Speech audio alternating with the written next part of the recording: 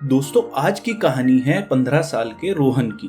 रोहन बचपन से हर साल छुट्टियों में अपने पेरेंट्स के साथ अपने नाना नानी के घर जाता था।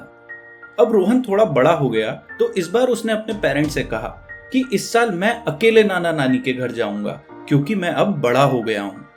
पहले तो उसके पेरेंट्स रेडी नहीं हुए, पर रोहन के ज्यादा जिद करने पे वो भी मान गए और उसको सारी सावधानियां समझाते हुए परमिशन दे दी। अब वो भी दिन आ गया जिस दिन रोहन को अकेले सफर के लिए निकलना था। तो उसके पापा उसे रेलवे स्टेशन छोड़ने आए। ट्रेन में उसे उसकी सीट पे बिठाया और बाहर आकर खिड़की पर खड़े हो गए और एक बार और उसको फिर से सारी सावधानियां अच्छे से समझाई और उसे एक लिफाफा दिया और कहा कि अगर रास्ते में कभी भी डर लगे तो इस लिफाफे को खोलकर इसमें जो लिखा है वो एक बार पढ़ लेना।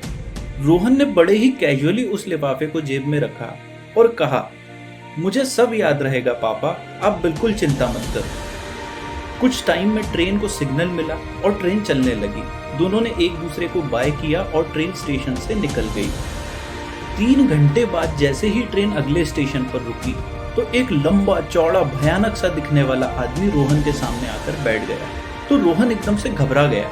कुछ देर बाद उस आदमी के हाव भाव देखकर रोहन को और डर लगने लगा। उसने तुरंत अपनी आंखें बंद कर ली और सोने की कोशिश करने लगा, लेकिन उसके बाद उसे उसके घर की और याद आने लगी। वो डर के कारण एकदम रुआसा हो गया। तभी उसके उस लिफाफे की याद आई। उसने जल्दी से लिफाफे को खोला और पढ़ने लगा।